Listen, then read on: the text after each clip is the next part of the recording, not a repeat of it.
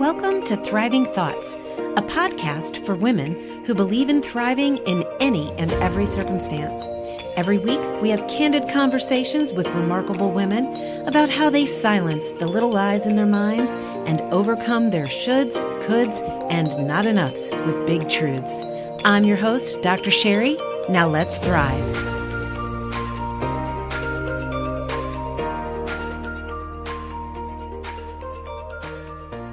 Hey friends, welcome to episode 4 of Thriving Thoughts. You are about to have some hope bombs dropped on you. Let me tell you, I'm here today with my amazing new friend, Jessie Kretzer. She's a remarkable woman, and she tackles a really sensitive topic, y'all. She's going to talk about what it looks like to dance gracefully with cancer. You guys, she speaks from personal experience. She lost her mom at a young age to a 12-year battle with cancer. And so if that's something that you're struggling with today, I invite you to tune in and listen to the words of wisdom and hope that she has to offer. Jessie also shares with us some of the wisdom that she's gained in the business world, in stepping out and venturing out into doing things that maybe you never thought were possible, into doing things in a non-traditional way. So my friends, without further ado, please take a listen to my dear friend, Jessie Kretzer. Hey, Jessie, welcome to the show. It's episode 4 of Thriving Thoughts, and I am so happy to feature you on today's episode. Welcome, welcome. Thank you so much for this beautiful opportunity. You are so welcome. You know, it's an opportunity for me. It's super fun. I actually just recorded another podcast episode this morning that's going to air after yours. And we were talking about how, it's just super fun to not know what's going to happen, to not know what we're going to end up talking about, right? Yes, this has not been rehearsed. No, it's not been rehearsed, and it's just so cool that I don't even think it's brave. I think it's just my motto is be deliberate, look reckless. Right? So that's what we're doing here today is we're being deliberate to get a message of hope and thriving thoughts out to women. And we're going to be a little reckless about it too in the process. So thanks again for joining me. What are you up to today, Miss Jessie? Well, I am up to an opportunity to pour into people and just go out there and live my life and let the day unfold as it would, with the hope and the prayer that I will drop some hope bombs. Yeah. Oh, I like that. Here, there, and everywhere. Drop some hope bombs. Look out, people.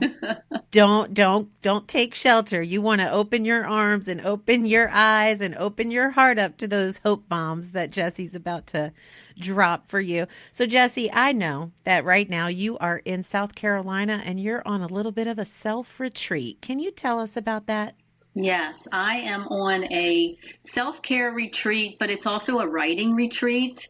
Okay. And I am here to work on several of the books that I have about ready to pour out of me. I'm here to become a beacon of hope to this new community that I now live in part-time. Mm-hmm. And just really, I get rejuvenated at the beach, as many people do. Also in the mountains, but with me, it's in my DNA. I don't know how it happened or when it happened, but the beach just brings about something in me that gives me clarification, and it gives me just an opportunity to have an overflow.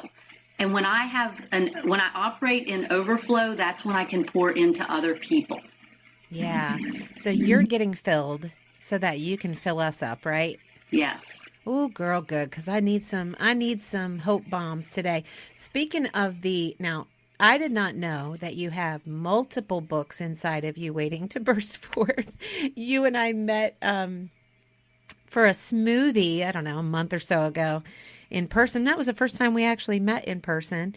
And you told me about one of the books that you're writing that's on your heart to write, but you did not tell me there were multiple coming. So what's up with that? Well, maybe that's because when I had a smoothie with you a month ago, I didn't know that there were multiple books coming out of me.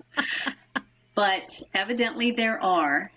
And let's just say the book that I published, let's start there, if you don't mind. The book that I published 2 years ago, Meditations by the Sea, was birthed out of life experience where I just would at many times be going through hard stuff and be really empty. And I would be at the beach or not at the beach, but thinking about being at the beach. And this meditation would just come over me. And it was always some kind of analogy of the beach or shells or sand or the ocean or whatever, right. The waves. And so I believe that God does not waste our pain. Yeah. He uses it to polish us. Yeah. Just like that seashell that tumbles and tumbles and tumbles in the salt water until it comes to the shore. If we allow God to use us and our pain, he'll polish us, and he'll just use it for his glory. And so that's really, it's my moments with God. Meditation by the sea is my moments with God. And each meditation has a prayer and each meditation has a verse, but it is to encourage people. It's to give people hope. Yeah, and I love that book. I actually have it right here in front of me right now. It's got a beautiful cover with the sea and the clouds. And what I love about this book is just that it's not like a sit down and read from front cover to back cover, right? You can kind of go in between the different meditations based on your titles and based on your descriptions. And that one that you just described, that one was particularly meaningful to me with just how, like, you know, you see people all the time walking up and down the beach trying to find seashells, right? And they're looking for that perfect one. And very often, well, what's perfect to us, right? Like we're looking for this perfectly symmetrical, perfectly graded in color seashell, right? That really is like one of the rarest finds. And I think my takeaway from that meditation in your book was just how every one of those seashells has gone through the same refining process to produce a different appearance, a different outcome, a different presentation, and each one is equally valuable.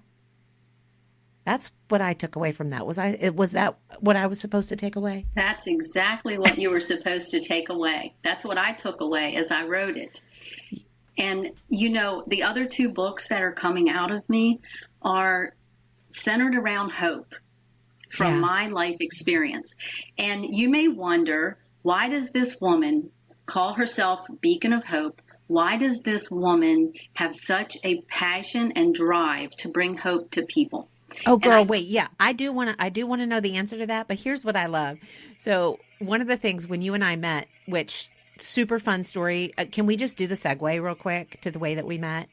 And then we'll go back to that. But you and I met because you reached out to me on LinkedIn, on a social media platform, right? And you reached out to me and just said, hey, do you have time for a 15-minute video call, which I loved. When people reach out to me, so listeners, I'm going to speak for you too, girl. So if you want to reach out to us on social media and you want to say, hey, can I have a 15-minute video call with you? My promise to you is might not be that day, but I think both Jessie and I would be like, yes, let's do it, sister. I'm ready. And man, I'm so grateful. One, that you reached out, and two, that I was, in that tribe of people that said, yeah, I really want to connect with people. I don't just want to have that surface social media relationship that it can happen. And not because we intend it to happen, but it can happen because we just use it as a platform to share our message. And I think you and I both have a desire to really connect with people, connect with our readers, connect with our clients, to really connect in that way. So I love that story. So thanks for reaching out to me that day. And that's why we only first met in person like a month ago. That's right. That is very true. But you called yourself a hope dealer.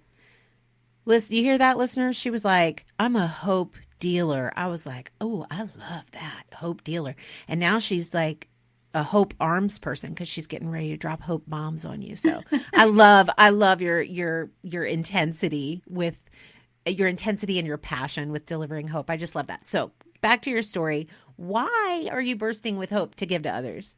Well, the reason why I am armed with hope is because I discovered that when you lose hope, that is like the beginning of the end. You can lose love and you can recover. You can lose your faith and you can rebuild it. But when you lose hope, that is a very dark and dangerous place to be. Mm-hmm. And I found myself there through life circumstances. And by the grace of God, I'm still here to talk about it because God decided to use that moment and that season to turn it into a message of hope. And so anytime I run into someone, it's like I have this antenna. If they tell me if I say, hey, how are you today, Sherry? And you say, I'm great. That tells me a lot. If you say, I'm okay. Are you really? That's what I say. Are you really? Yes. I mean, it's interesting how you can really sense when someone is losing hope. Yeah. And so any book that I write is because I want to give hope to people. Yeah. So the next book that is on the agenda is Dancing Gracefully with Cancer. And it is a book to give people hope as they navigate that journey, whether they are the patient or the family member. Mm-hmm. Because my mother, 22 years ago, lost her battle to cancer after 11 years where it handed everything, the good, bad, and the ugly to her.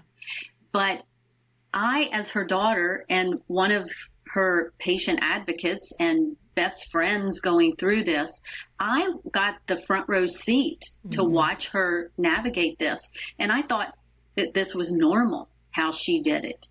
But then, I believed the lie that why would I need to write a book about my mother? Because the thought came to me many years ago.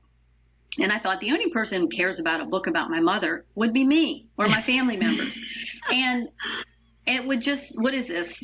Therapy for Jessie? Write a book about your mom's journey. And so I dismissed the idea. But as you so beautifully teach people that those little lies can just sabotage us. And we have to learn to speak truth over the lies and even uncover it, which that's one of the reasons why I wanted to meet you. Now that I've learned what you do, that is a noble cause. And so I have noticed over the last 20 years, as I watched family and friends navigate this road of cancer, that I'm thinking, oh, well, they should have done this like my mom did, or that, or whatever, or had this attitude or this perspective. And I see how valuable telling her story is now for people that are navigating this road. Well, and it brings to mind for me how I think during one of our conversations prior to today, Jessie, you had said that really hope is when you're able to take pain and turn it into purpose. Now, I don't know if those were your exact words or not, but that's the message that I recall, to take pain and turn it into purpose. And what I love about that is, well, there's a couple of things. There's a couple of I don't know, I call them isms. They're like trite things that we say sometime, well-meaning, well-intentioned to help people feel better. And we'll say things like, everything happens for a reason, blah, blah, blah. Well, when you're in the middle of something, especially if we're talking about the C word here, if you're in the middle of a battle with cancer yourself, if you're in the middle of a battle with cancer with your husband or whoever in your life, your mom, your sister, a child, you're in the middle of that. God forbid somebody come to you and say everything happens for a reason, right? Oh, yes. I mean, yes, nobody. Absolutely. Right. Nobody wants to hear kind of trite coddlings when they're in the midst of this pain. And so let me just frankly ask you, I know that you're in the process of writing the book right now, but just with that concept in mind and how people struggle with how to encourage people that are in these battles And we'll just focus on this battle with cancer right now, because even though there's many other battles, because that's the one that's personal and close to your heart. And that's the one that's impacted you and that impacted your mom. And that's the one that's burning inside of you to positively impact others with hope. So how are you going to tackle that issue in the book? I can imagine, and I'm not intending to be combative here, Jessie. I'm trying to be thoughtful about it. If, let's say, okay, right now, for example, I have a very good friend and her husband has been diagnosed with brain cancer for the second time. And a lot of times I don't have words. I say, I love you. I'm here for you. How can I help you? I'm praying for you. I'm praying for him. That's really it. That's all I can do. Right. And so let's say your book comes out, Dancing Gracefully with Cancer. How would I share that with her without being like, there is nothing graceful about cancer, girl, Right. So how's that message going to form for you? Well, one of the things that you're going to learn from the story, and what I would say to you right now, even though the book's not out, I can give you a piece of it, right? Yeah. And that is something I just said to a friend of mine the other day. She was going to visit a dear friend of hers who has been diagnosed with terminal brain cancer. And she's like, what do I say? And I knew that my friend has a great sense of humor and a beautiful personality. And I said, you know what your job is today as you go visit her? Make her laugh. That is what you go into that visit focusing on. And later that day, she reached out to me and she said, oh my goodness, we laughed so hard. And I love that. I'm just thinking that's the best medicine. Yeah. And I can remember a lot of times we just needed to laugh. Yeah. And you brought up a good point about saying, oh, everything happens for a reason, and how hard that is to hear. Yeah. But what I want to say to that cancer patient is what I said to my mom on one of her worst days. I was literally on my knees by her bed, and I said, Mom, your pain will not go in vain. Why I said that 20 some years ago, we're just now figuring that out. But at that moment, I had no idea what that meant. But if I can say to a cancer patient, God will not waste your pain. Yeah. And pain into purpose. Yeah. That goes with not just cancer. God will not waste your pain. Yeah. Your emotional pain, your relationship pain, your job loss pain, your financial pain, right? Exactly. It's so interesting that we're talking about this, because I just did a Facebook Live, Tuesday, so 2 days ago. And it was all about, so I recently had a tooth issue where I had a bad toothache and I had to go, and ended up having to go to the dentist twice, but the toothache was very, very painful. It was significant. And I remember sitting in the dentist chair, and they gave me the first time they had given me 3 shots of whatever numbing stuff they give you. And it did not get me numb enough. And my tooth was too sensitive. I couldn't do anything about, I was like, there's no way you can stick a drill in this mouth, people, right? It's not happening today. So they sent me home, gave me some antibiotics and stuff like that. But the next time I went back, I'm sitting there in the chair, and they gave me 4 shots this time. And those shots hurt, you got big needles sticking into your gums. And I'm sitting there, and God drops this hope bomb on me, I guess, because that's what he does. He helps me learn in a myriad of ways that are just strange. So I'm laying in the dentist chair, my mouth is going numb. And I'm like, isn't it interesting how to get rid of pain, you have to go through pain, right? So I had to get these painful shots to be in a position where they could fix the true source of the pain. And then I could eventually be free from that, right? But how we believe, and I promise you I'm getting to a point here, back to your point. We believe, I think one of the hugest lies that we believe is that we are not supposed to suffer. Suffering is not supposed to happen. Now, it's not supposed to be a part of the perfect world, but we are in an imperfect world, right? So it's a part of our world, whether we like it or not. Suffering is here. And people will even ask things like, how can there be a God if they're suffering? People ask that all of the time because that's how offensive suffering is to us, right? Especially when we see it in a loved one. Yes.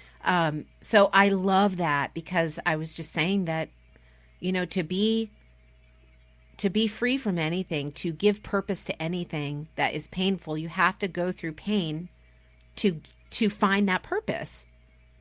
You have to. There's no way around it. I was just talking with a friend this morning. I said, you can't go under it. You can't go under the pain. You can't go over the pain. You can't go around the pain.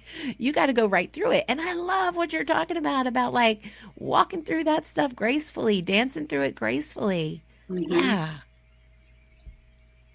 Yes, I actually watched my mother encourage another cancer patient. Because she was known for her optimism, my mom was. And so my younger sister had a friend who was in the hospital who was this little lady that always had everything put together. Her dress, her shoes, and her purse matched. Her jewelry, impeccably selected for the outfit. She was that type of a precious little lady. But she got diagnosed with breast cancer and she was in the hospital and her family was worried about her because they saw this loss of hope and they were so alarmed. And my sister said, my mother needs to go visit her. And my mother went to visit her and she later told me about the visit and everyone was talking about how she encouraged her. And I said, well, what did you tell her, Mom? And she said, I told her this was in the winter. She said, I told her she needs to get out of this hospital and she needs to go to the mall and buy a spring purse. Giving her perspective on deciding she was going to live until the next season. Yeah. And I love that. That's the kind of crazy stuff my mother did and nobody taught it to her. It just came out of her. Wow. What an inspirational woman. Now, so you were just like, I was raised to be a hope dealer. Yes, right? Yes. Based on what you're telling me about your mom. I just didn't realize it. Yeah.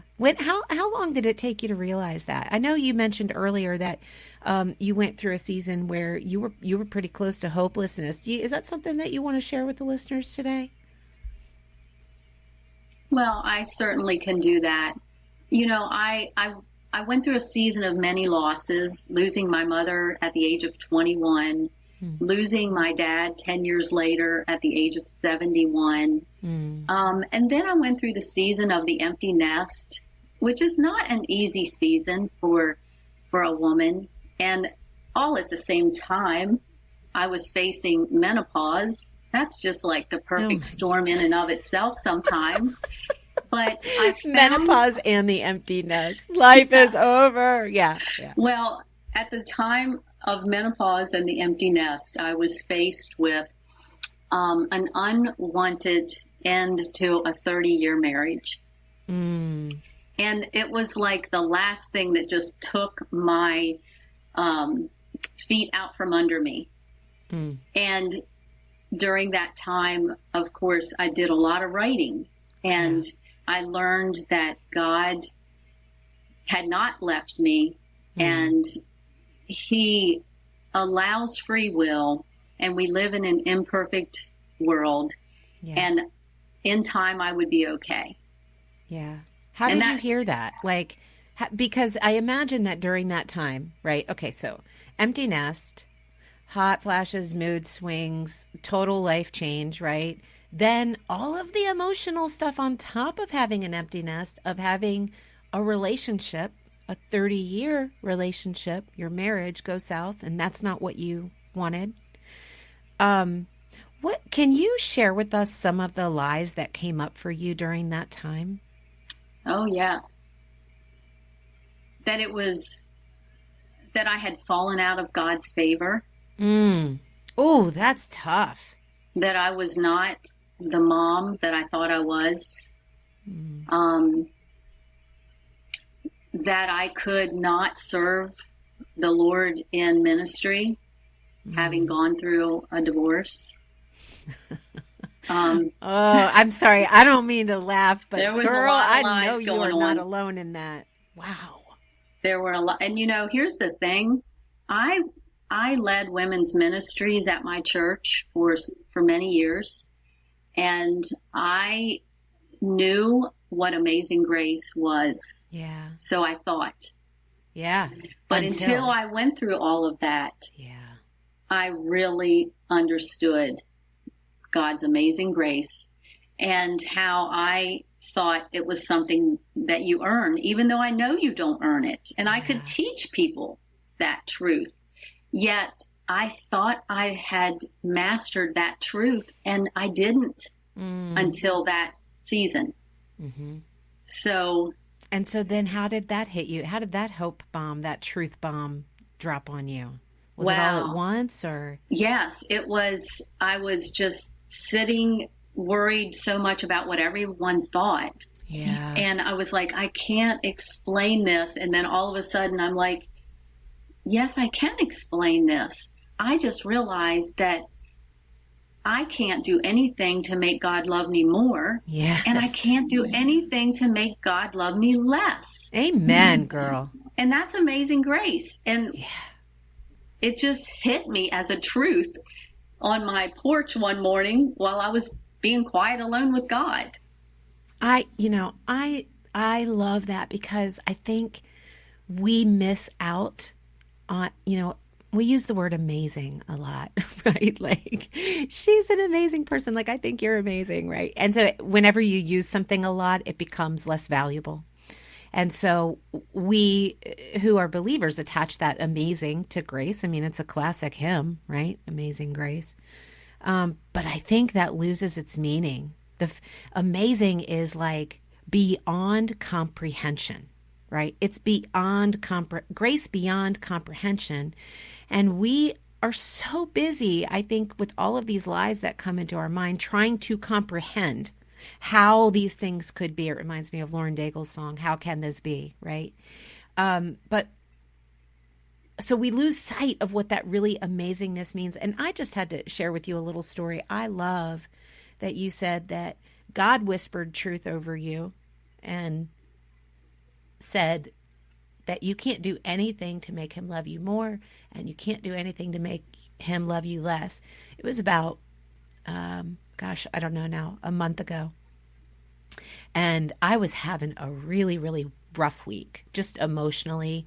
I was having a tough time speaking truth over the lies that were coming in my mind about me, about, things like nothing you do matters, you're just not lovable. I mean, this stuff comes up, people. It is not like you master this stuff and then it's gone, right? Like, right. When you least expect it, it creeps back in. And so we have to be prepared. That's why I'm doing this podcast. Like, let's learn how to speak truth, people. And not only learn how to speak truth, but let's learn that what we're thinking about is a downright lie. It is a dirty, despicable lie, right? And why are we even entertaining it anyway? So I was in this kind of rough place, and I got a call from my Uncle Ken. And my Uncle Ken never calls me. He lives in Pennsylvania. I used to go to their house when I was little to visit my cousins for like a summer, a week during the summer, every summer. It was like city mouse, country mouse. So I was like the city girl, and I went to the country, with my cousins and stuff. So that was super fun. But so we've always had kind of a special relationship, but really we don't see each other that often. And he's never called me, ever. He calls me out of the blue on this particular day when, man, things were dark and swirly up there. And he said exactly what you said to me. He said, I don't know why, Sherry, but I needed to call you. And I needed to tell you that there's nothing you can ever do that would make me love you less. And there's nothing you can ever do that would make me love you more. And in that moment, yeah, man. And he knew that was important to you. Yeah. Hey, sisters. Do you love the encouragement, motivation, and truth speaking you're hearing on today's episode? Be sure to hit subscribe so you don't miss a single episode. Now, back to the show. So I think that the most important lesson I keep learning is when we're in places that feel hopeless, or we're in places that feel dark, or we're in places where we're dealing with those lies that come into our heads, right?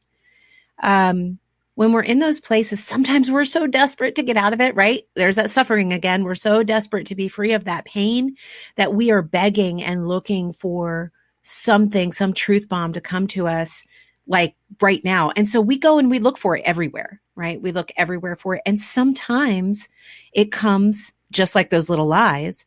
The big truth comes when we least expect it, like that phone call from my uncle, or like when you were just sitting there and you just felt God speak to you and speak this truth over you. So sometimes it's not about going out and looking for something so much as it is waiting for that truth to be revealed to you. And for me, surrounding myself with truth speakers. I mean, my uncle couldn't have said that to me if he wasn't a truth speaker himself, right? So yeah, I mean, I love what you're sharing, and I didn't mean to derail that, but I think it's important to know that when you're in those hopeless places that you have to be open to hearing the voice of truth. And if you can't be that for yourself, go find someone who is like you. Yes. Even if you find it in a podcast. Even if you've, yeah. Or a book. Or a book, a podcast or a book. Or social media. That's right. That's right. There's good stuff to be found. There is. In the midst of a lot of crappy stuff, there's some really good stuff to be found on social media. I found you. And I found you. How wonderful. Right. So, okay. So that's how you apply hope to people's experiences of something that is unfathomable in most people's lives. Because even though, I know everybody's life at some point is touched by that big, nasty C word, but it's not something that we think about very actively. And I just love the spin that you've put on it. Not even a spin, the truth that you've spoken over it, that pain can turn into purpose. And so I'm wondering if you can tell us a little bit about, I know that you've kind of been refreshing your writing in books. And so in the meantime, you've been doing some other stuff to keep busy, right? And you're a pretty savvy businesswoman. And I'm sure you've had moments in your business world where you've turned pain into purpose, right? So maybe you can share with us a little bit about what's going on with you and in the business world. Well, certainly. And that's kind of where the third book has decided it needs to get out of me. For the last 14 years, I have taken a non-traditional route, being in business for myself. Yeah. And I know you have stepped into an untraditional scenario as a psychologist that has decided to step out from behind the desk and the office because you know that you have got to take that help and that hope that you offer people behind that desk out into the people that'll never come into the office. Yeah. Well, and actually, thank God I never sat behind a desk. I actually sat in a chair or on a corner of the couch across from people. Just funny story. It was hilarious that people used to come in and there'd be, a couch and like two chairs and they'd say, "Where do I sit?" And I say, "You sit wherever you feel comfortable." And if I had a nickel for every time somebody said, "Is this a test?" I'd be wealthy. No, but yeah, absolutely. I did step out from behind that. And that's what you've done too. Yes, I did that 14 years ago. And I just want to say that those people out there that are building their own business, they know that this takes a courageous decision. Yeah. It takes reckless abandonment. Yeah. It takes courage. And then you have so many days you think you're absolutely crazy. It's never going to work. You're believing all these little lies, and 90% of what you believe is going to pour into whether or not you're successful or not. I think 100% of it does, right? Because if I and let me just speak this truth real quick too, that there is never going to be a time when you step out to do something that you feel compelled to do, like you're talking about, like you've done, like I've done. There will never be a time that you will be completely free of the little lies that threaten your ability to not only be successful, but your ability to be effective in your purpose that you've been compelled to do, right? Absolutely. So those little lies are going to keep coming back. So go ahead, pour it on us. Give us some hope. So at the end of the day, I think what God helped me to see is that I need to write a book for those people that are building this business, because for years now, I had people coach me through those moments. I've coached team members through those moments. And I'm thinking, well, me not writing a book to encourage people in business called Meditations for the FlipFlop CEO. I love that's it. what I think I'm going to call it. That's Because super all fun. of us, when we're going to go into business for ourselves, we believe that we're going to live in flip-flops and never have to work and just sit by the beach and the paychecks are going to Good come Lord. in. Right. And, Yeah, that's not even a little lie. That's like a big old lie. but we do know that we want to wear flip-flops, right? Right. So Meditations for the FlipFlop CEO is going to be that daily encouragement, that daily hope, that daily truth that they need to be reminded of, to encourage them to decide to keep building that business one more day. Yeah. Well, Jessie, you've mentored a lot of women. You've coached a lot of women in business.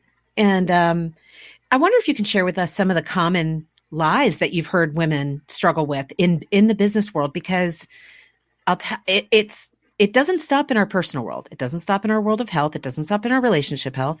It carries, mindset is everything. We know that it carries right into the business world. So what are some of the common ones that you've heard in your coaching practice? I think one of the biggest things is I find myself saying to people is, this is normal. Like, well, I can't understand why I did A, B, and C and this didn't happen. This is normal. You have to keep doing it. It's planting seeds and waiting for them to come up. And we don't know when they're going to come up. It's not as predictable as planting a flower or corn. We just don't know.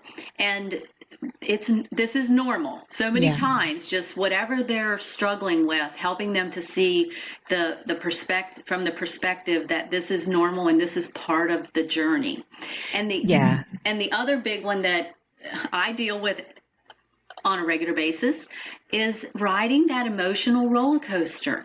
Mm-hmm. Now, there's an emotional roller coaster as you build anything. Yeah. And there's a big roller coaster and there's a baby roller coaster. Mm-hmm. And in the beginning, many times you are on the big roller coaster and you just don't know what happened. You just know you're losing your mind. You got that right. And just the other day, I said to one of my team members, okay, here's the deal.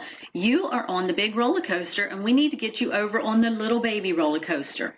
Mm-hmm. The ups and downs, and seeing them for what they are, and understanding that even when you've built it 14 years later, you're still going to be on the baby roller coaster every now and then. But it's your choice whether or not you ride the big roller coaster or the baby roller coaster. Well, here's what I love about what you're talking about, because you're talking about perspective, right? And so what we do, just like you said before, we think when we get into business or you go into business for yourself, there's this misconception. It's not even a misconception. That's just calling it a nice name. Its real name is lie. That, you're going to be financially independent and you're not going to have to do anything. You own a business, right? You can hire other people to work for you and you're just living large, right? And people don't see the grit, right, that goes behind that.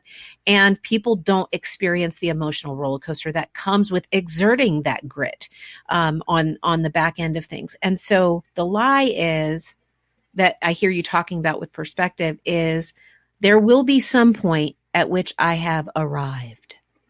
And I think nothing could be further from the truth. Like, if I ever arrive, just slap me in my face, because I need to be knocked back down to size if I think I've arrived, right? Like, I hope I never arrive. I want to keep being on a ride. I want to keep being on a ride that takes me into new adventures and new territory and new things that I never would have seen if I had stopped and said, I've arrived. Let me unpack my bags. My trip is done. Right.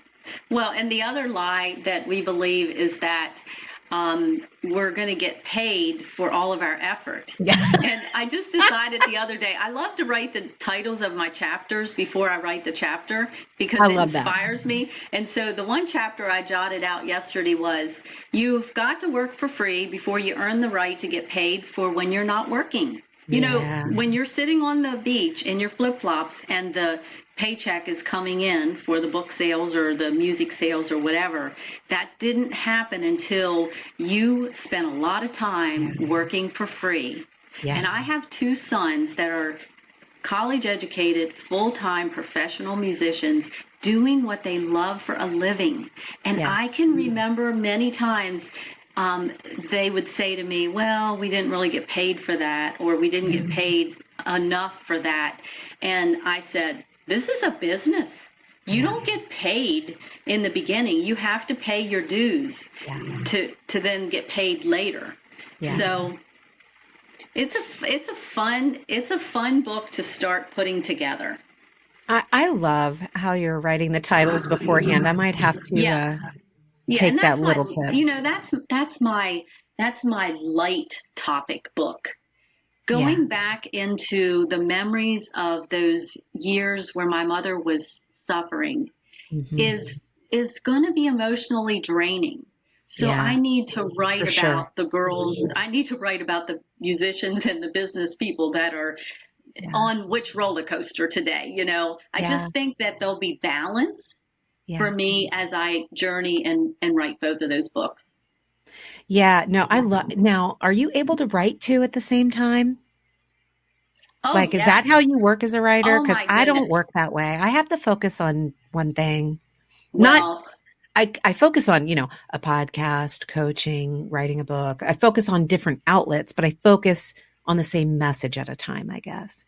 Well, here's the funny thing for everyone that knows me. It's a miracle that I ever wrote a book, Sherry, because I am a type A person living life to the fullest, engaged and involved in many friendships and relationships and causes. And I sat still long enough to write a book. That's a miracle. But just the other day, I had to laugh at myself. I literally am jotting down chapter titles at stoplights in the memo notes on my phone. It comes to me a piece at a time because of the way I was wired. Yeah. And I'm not sure that's right or wrong. I just know that there is no right or wrong. There is beautifully crafted, and that is you. Hey, you hear that, listeners? There is no right or wrong. You are beautifully made. I was just thinking today, I was looking, and this is a total aside, but I just have to say it because it kind of fits with what we're talking about. But there is no right or there is no wrong. And if we are made in the image of God, so yesterday I took this picture. I put it on Facebook. You might have seen it. But I took this picture of the pond with the mountains in the background and the reflection. The reflection was perfect. I could see these clouds. But the reflection was more beautiful and more striking than the original thing. Now, I'm not saying that we're more beautiful or more striking than God. But if he made us in his image and he wants us to stand out to people, he wants what he created to be the show, to say, look what I made. I made her perfectly and beautifully. So stop hiding and stop lying to yourself and stop, being on this roller coaster of lies, really, that keeps you from fulfilling that, being that striking. Like it really hit me hard. So I love that you said that, but there is no right or wrong, Jessie. There's only how you were made. That's very freeing. Thank you. You're welcome. That's right. So, hey, listen, what are you doing these days? What are you moving into anything new? I know you're writing a lot, but tell me what you're doing business-wise. Well, I help people with their health. I help people healthy living inside and out, just aging gracefully. I love that word. We want to, as we age, we don't want to give up our health. And then there's many people that I help that have already lost their health and they want to reclaim it. So is that possible?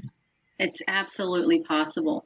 The power of what we eat and the lifestyle we live, and as that turns into the quality of life we live, is just unbelievable. The stories and the things that I've seen.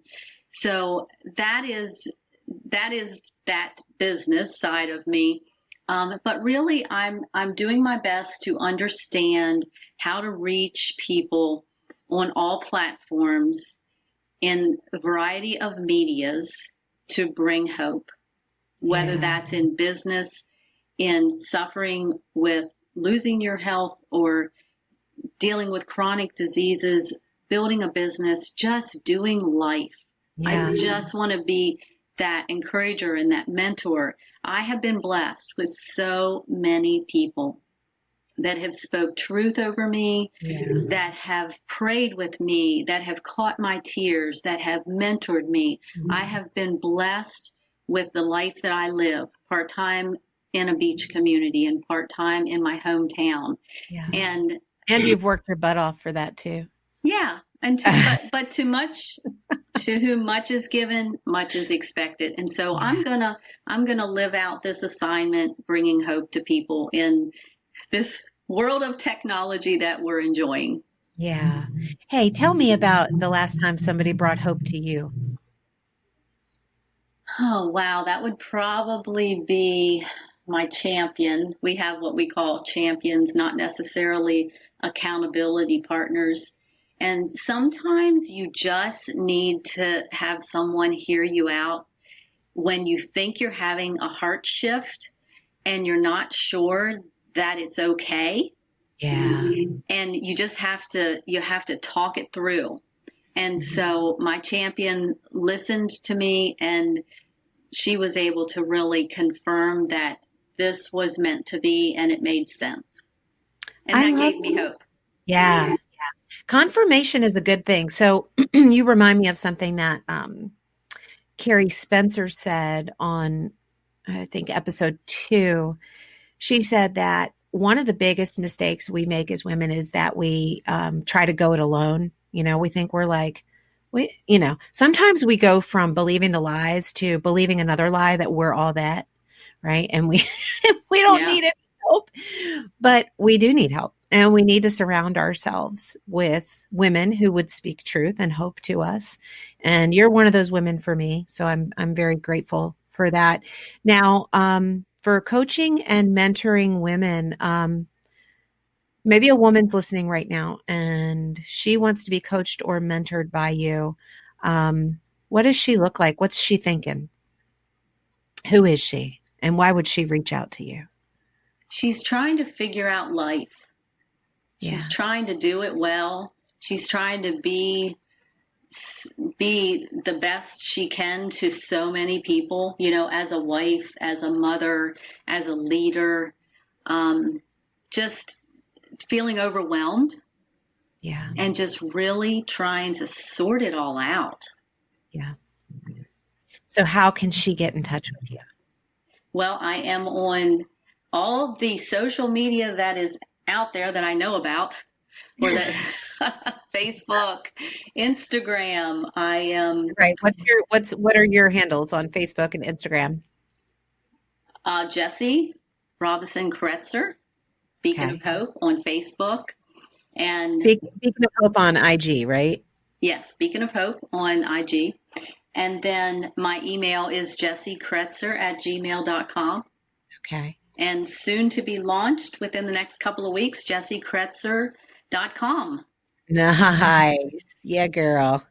Get that domain. That's what I'm talking about. All right. Awesome. Hey, I have loved having you on the show today, and I've loved the truth bombs and the hope bombs that you've dropped on us, and just the love that you've shared, and the story and the journey with your mom through cancer, and how she just danced through that like it was a field of lilies. I love that story, and I haven't read it yet, and I can't wait to read it. So you got to hurry up, write it so I can read it. But what would you leave? What truth, what hope would you leave with our listeners today, that if there's only one thing they remembered from our conversation today, what would you want that to be? The best is yet to come. Ooh, the best is yet to come. I love that. Yes. Do you believe that, Jessie? Yes, I do. I believe it. We need to believe it. The best is yet to come. The best is yet to come. Even though we think we've experienced the best, maybe we're living the best right now. You mean the very best is yet to come? Yes. The rest of your life will be the best of your life. Ooh, I need a mug. Can you get me a mug that says that? And when you get your jessiekretzer.com, we'll have to have Hope mugs, right? Right. Hope mugs filled with hope. All right, girl. Hey, listen, thank you so much. Listeners, you're going to want to reach out to Jessie. She speaks for herself. Did you hear her? She's got some wisdom and some hope to drop on you guys. So if you're in need of hope, I know I am. You're in need of hope, if you're in need of mentoring, if you're in need of coaching, if you want to get your health together, if you've got a family member going through cancer, you are going to want to follow Jessie so that you can know when that book, Dancing Gracefully with Cancer, comes out. And Jessie, we will include in the show notes all of your social media accounts. And we'll also include, you said that we can find your book online, your Meditations by the Sea online. Okay, it's we on will Amazon. include. Perfect. We will include the link for Meditations by the Sea that is currently available while we await Dancing Gracefully with Cancer. And what was it? Meditations for the FlipFlop CEO. Thank you. Meditations for the FlipFlop CEO. Yeah, girl. I'm wearing flip-flops right now. How about you? Yep. Yeah. Love it. All right, my friend, go and make the rest of your day amazing. Thanks so much for taking the time to be here with us. I love you, and I'm so glad that you're bringing hope into my life. Thank you so much, Sherry. It's been a privilege. Thank Bye. you for the opportunity. As always, I'm humbled you chose to join me this week for Thriving Thoughts. It's women like you who listen, subscribe, and give us thoughtful reviews that allow our message of thriving in any and every circumstance to reach even more women who need a healthy dose of truth speaking. I'm Dr. Sherry, and I'm grateful to be your Thriving Thoughts host, where we're shifting perspectives and speaking life to you so you can thrive. Be sure to tune in next week and share this episode with a friend. Until then, remember, overcome your little lies with big truths.